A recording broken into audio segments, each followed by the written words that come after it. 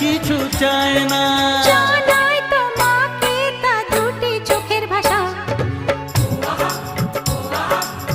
এই তো ভালোবাসা।